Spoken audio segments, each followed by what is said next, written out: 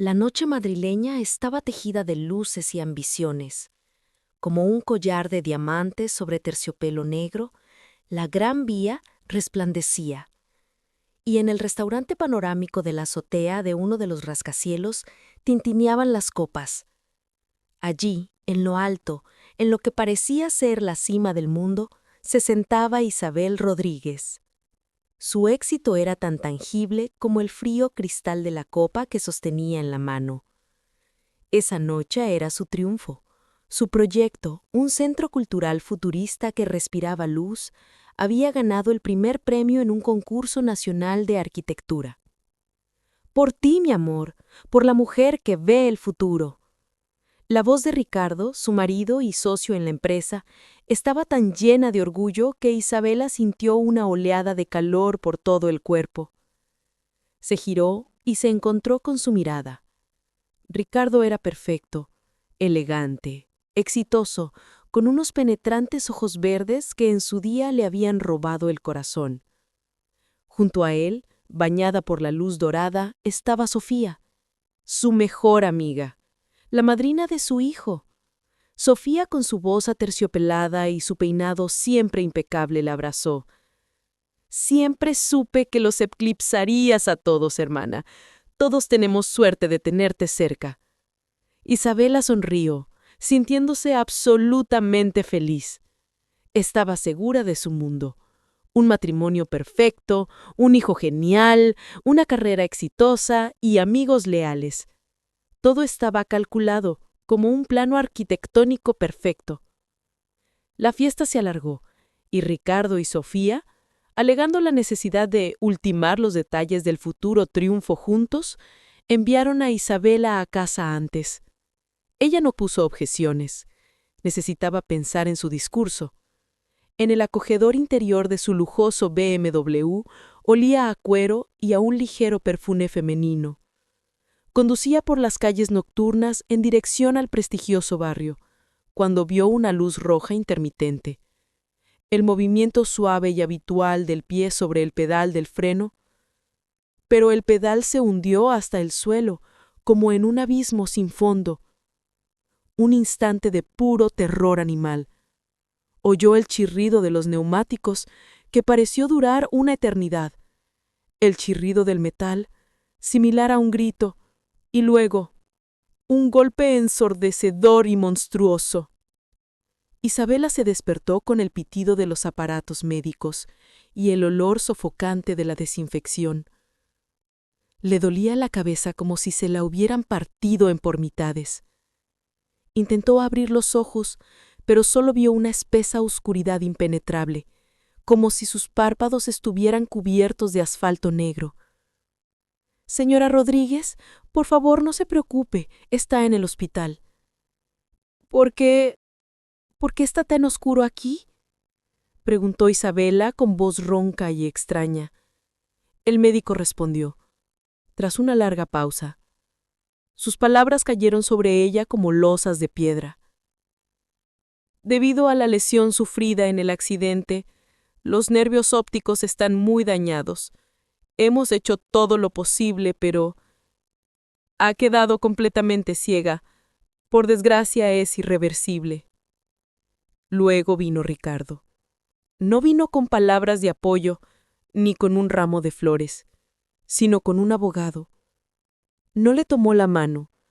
Se mantuvo a distancia y habló del divorcio, de que su matrimonio había llegado a su fin y de que su estado no le permitiría ser una pareja plena. A los pocos días, cuando Isabela apenas comenzaba a recuperarse del shock, el abogado trajo otro paquete de documentos. Ricardo, aprovechando su estado y su poder notarial, logró transferir la empresa a su nombre, vació las cuentas conjuntas y le dejó solo un pequeño crédito para comprar un apartamento viejo. Todo estaba planeado hasta el más mínimo detalle. Poder, dinero, traición. Él y Sofía, que ni siquiera vino a visitarla, la dejaron sin un centavo. La dieron de alta. Ciega, divorciada y con la etiqueta de bancarrota, La llevaron a un apartamento vacío y frío que había comprado apresuradamente.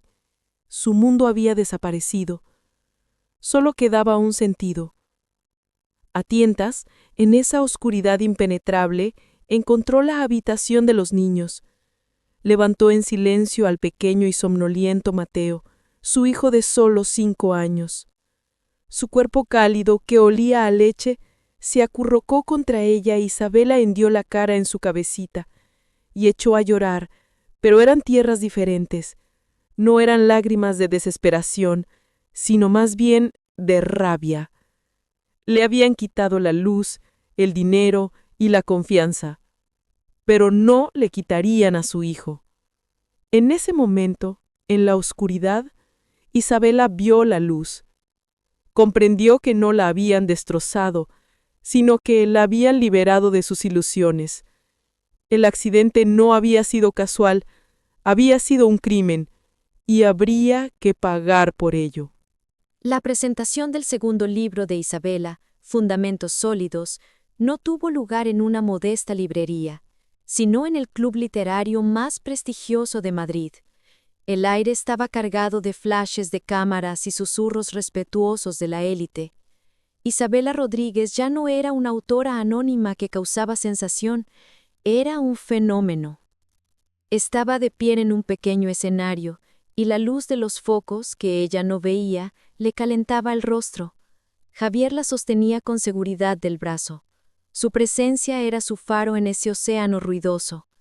En la primera fila estaba Mateo, más maduro y serio, y su orgullosa sonrisa era para ella más brillante que cualquier luz. Isabela sabía que ellos también estaban en la sala, Ricardo y Sofía. Su estudio de arquitectura, construido sobre su talento robado, se hundía lentamente. Sin sus ideas, se habían convertido en imitadores sin talento. Su presencia allí era un intento desesperado por salvar las apariencias, por tocar su gloria, por demostrar que aún estaban en el juego. Sentía sus tensas miradas como una presión física.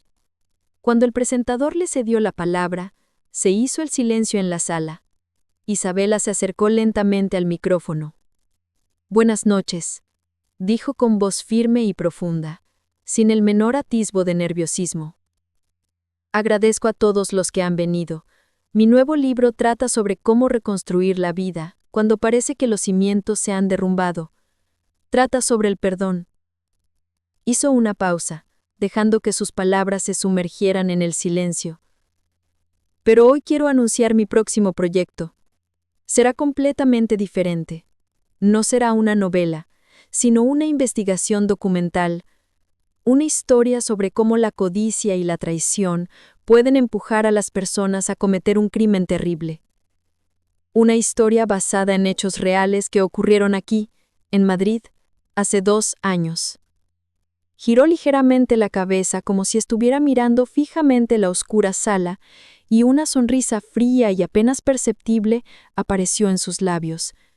Un murmullo recorrió la sala. Al día siguiente, Ricardo y Sofía irrumpieron en su habitación del Hotel Ritz, donde se alojaba. Tenían un aspecto lamentable. Habían perdido su elegancia, su seguridad en sí mismos. Ricardo gritaba, acusándola de difamación. Sofía lloraba, suplicándole que no destruyera sus vidas y que recordara su antigua amistad. Isabela se sentó en silencio en una silla, escuchando sus gritos. No dijo una palabra. Cuando se cansaron, simplemente tomó una pequeña grabadora de la mesa y pulsó el botón de reproducción. El altavoz emitió la voz asustada del mecánico. Ricardo se puso blanco como papel. Sofía gimió en voz baja y se desplomó en el suelo. Estaban atrapados. Su mundo perfecto se había hecho añicos contra el pequeño dispositivo que tenía en las manos la mujer ciega. El arresto de Ricardo Rodríguez y Sofía Álvarez se convirtió en la noticia más importante. Al salir de la comisaría donde habían citado a Isabel para tomarle declaración, se vio rodeada por una multitud de periodistas. Javier le apretó la mano con más fuerza. «Señora Rodríguez, ¿es feliz? ¿Ha conseguido su venganza?», gritó alguien entre la multitud. Isabel se detuvo, giró ligeramente la cabeza, y en su rostro no había ni malicia ni triunfo, solo una dignidad serena. Se equivoca, dijo con firmeza. Mi venganza no es que estén esposados. Mi venganza es mi éxito. El hecho de haber podido construir una nueva y maravillosa vida a partir de las ruinas a las que me condenaron. He perdido la vista, pero he ganado una visión clara de lo que realmente importa: el amor, la honestidad y la fuerza de espíritu. Epílogo. Costa del Sol. El viento cálido agita el cabello de Isabela. Está sentada en la arena. A su lado está Javier, y Mateo corre y ríe junto al agua. «Mamá, mira, el sol se pone en el mar, parece una naranja gigante, y las nubes son como algodón de azúcar rosa». Isabela sonríe, exponiendo su rostro a los últimos rayos de calor. No ve la puesta del sol, la siente, la oye en la voz feliz de su hijo, la siente en su piel, inhala el aire salado. Y esta imagen, pintada con amor y tranquilidad, era incomparablemente más hermosa que todo lo que había visto con sus propios ojos. La oscuridad en la que alguna vez la empujaron le enseñó a ver con el corazón, y ya nadie podía quitarle esa luz. Pasó un año en el que Isabela construyó un nuevo mundo en su eterna noche. Las horas de grabaciones llenas de dolor, rabia y revelaciones silenciosas se convirtieron en un texto coherente. Javier se sentaba con ella toda la noche, reescribiendo los capítulos que ella le dictaba, discutiendo sobre metáforas y ayudándola a construir la composición. Se convirtió en su editor, su apoyo y sus ojos más perspicaces. Llamaron al manuscrito La arquitectura del alma. Era una historia despiadadamente honesta sobre cómo se derrumba una vida construida sobre ilusiones y cómo a partir de esos escombros se puede construir algo más sólido. Lo enviaron a decenas de editoriales. Recibieron las típicas respuestas negativas, corteses. El libro era demasiado personal, demasiado sombrío, demasiado femenino. Isabela estuvo a punto de rendirse, pero Javier se mantuvo firme. Encontró una pequeña pero valiente editorial independiente en Barcelona que se arriesgó. El libro, nacido en la oscuridad, vio la luz. Al principio hubo silencio, y luego susurros. Una reseña en un pequeño periódico literario, una crítica entusiasta de un popular bloguero, un debate en la radio. La historia de una arquitecta ciega que lo perdió todo, pero encontró en sí misma la fuerza para crear, resonó en miles de personas. El libro pasó de mano en mano. En una semana entró en la lista de los más vendidos a nivel nacional. Isabela no podía ver la portada con su nombre, no podía leer las críticas entusiastas, pero lo oía. Oía su voz en las emisiones de radio donde los actores leían fragmentos de su novela. Oía cómo las mujeres de la mesa de al lado en la cafetería hablaban de su protagonista. Oía el orgullo en la voz de Mateo cuando les decía a sus amigos: «Lo ha escrito mi madre». La fama era una sensación extraña e intangible, pero tenía una encarnación muy real, una cuenta bancaria que comenzó a crecer rápidamente. No gastó sus primeros grandes honorarios en ropa nueva ni en mudarse a un apartamento más grande. Sus honorarios no eran solo dinero, eran cartuchos. Contrató al mejor detective privado de Madrid, un vasco mayor y cínico llamado Miguel. Por teléfono, sin revelar su identidad, le expuso el asunto. Investigar las circunstancias de un accidente de coche ocurrido hacía un año. No habló de sus sospechas. Solo le pidió que investigara el coche y los asuntos financieros de su exmarido, Ricardo. Miguel trabajó durante 2 meses. Isabel esperó, mientras seguía dando entrevistas y trabajando en los borradores de su nuevo libro. Finalmente, él la llamó. «Tengo lo que necesita. Estaré en Sevilla mañana». Se reunieron en la habitación del hotel que había reservado el detective. Miguel puso sobre la mesa delante de Isabela un objeto que ya le resultaba familiar, una grabadora. «Encontré al mecánico que revisó su coche antes del accidente. Había renunciado y se disponía a salir del país. Un poco de presión, un poco de dinero y habló. Todo está aquí. Con manos temblorosas, Isabel se llevó los auriculares a los oídos. A través del ruido de la interferencia oyó una voz masculina asustada y tartamudeante. El mecánico confesó que había recibido una gran suma de dinero de un señor muy influyente para retocar un poco el sistema de frenos, no para que fallaran por completo, no, sino para que los frenos respondieran demasiado tarde en una curva cerrada o a gran velocidad. Y dio un nombre, Ricardo. Isabel se quitó los auriculares. En sus oídos resonaba el silencio.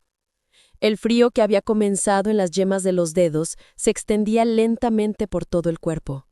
Su corazón le decía la verdad, pero escucharla era como tocar metal al rojo vivo. No era solo una traición por dinero. No era solo el deseo de deshacerse de una esposa molesta. Era un intento de asesinato a sangre fría y premeditado. Él quería matarla. Estaba sentada en completa oscuridad, pero nunca antes su camino había estado tan claro. La grabadora que había salvado su alma ahora debía destruirlos a ellos. La venganza había dejado de ser una idea abstracta. Ahora tenía un nombre, pruebas y una determinación fría como el acero. El juego había comenzado según sus reglas. Madrid, con su esplendor y los fantasmas del pasado, quedó atrás. El nuevo mundo de Isabel era un pequeño apartamento en las afueras de Sevilla, con olor a madera vieja y naranjas en flor en el patio. Los lujosos apartamentos dieron paso a una habitación estrecha, donde cada paso era un riesgo. La esquina afilada de la mesa, que ella no veía, se convertía en un enemigo, la placa caliente en un campo minado. Cada día era un examen de supervivencia en su propia casa y ella lo suspendía una y otra vez. La depresión era pegajosa y pesada como una manta mojada. Envolvía a Isabela, obligándola a sentarse en silencio durante horas escuchando el vacío de su nueva vida. El mundo, que antes estaba lleno de líneas, formas y matices, ahora consistía en obstáculos invisibles y una humillante impotencia. Su único ancla que le impedía hundirse en esa oscuridad era Mateo. El niño de 5 años se convirtió en sus ojos. «Mamá, mira». Su voz melodiosa era un pincel que pintaba el mundo para ella. Hoy el cielo no es solo azul, es como un vestido de flamenca, con volantes rosas al atardecer. Y ese perro mueve tanto la cola que pronto se le va a caer el trasero.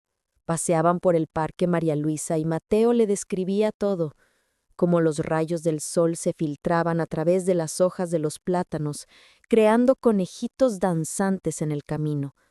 De qué color eran los geranios en las macetas de barro. Qué bigote tan gracioso tenía el señor que vendía helados. Le acercaba flores a la cara para que pudiera oler su aroma y le ponía piedras lisas en la palma de la mano. Gracias a él, Isabela comenzó a redescubrir el mundo a través de los olores, los sonidos y el tacto. Pero por las noches, cuando Mateo se dormía, la oscuridad regresaba y ella volvía a quedarse sola con su desesperación. Ante la insistencia del asistente social, alarmado por su estado, Isabela accedió a regañadientes a acudir a un grupo de apoyo local para personas ciegas. Se sintió humillada al entrar en la sala donde el sonido de los bastones blancos era algo habitual, y fue allí donde lo conoció. Se llamaba Javier. No le vio la cara, pero su voz era tranquila y profunda, y el golpe seguro de su bastón indicaba que hacía tiempo que había hecho las paces con su oscuridad.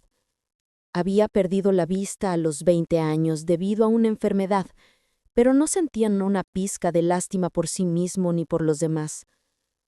A diferencia de los demás, no le hablaba con condescendencia ni le ofrecía compasión.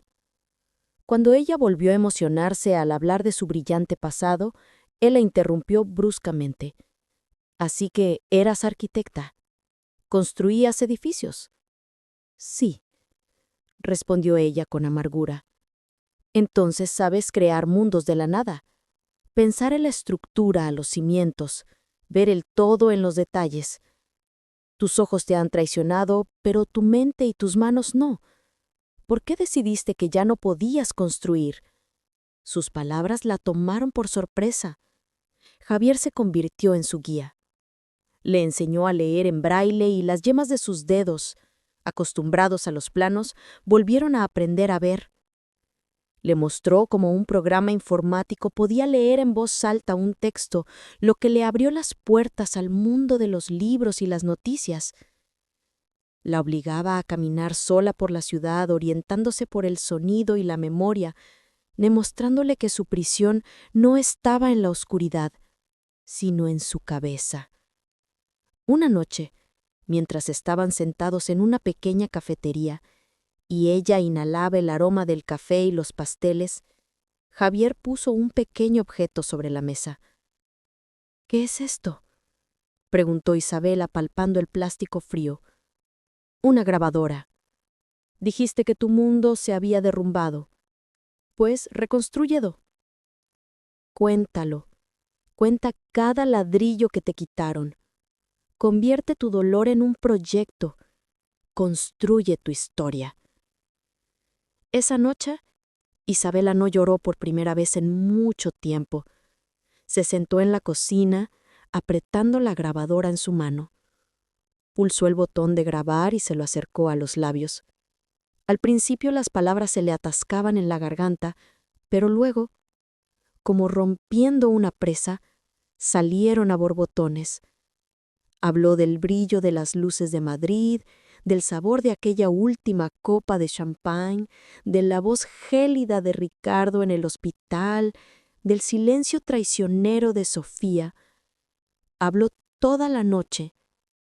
Por primera vez en esos meses angustiosos, no era una víctima que se hundía en la oscuridad. Era la arquitecta de su venganza. Y las palabras se convirtieron en su nuevo material de construcción.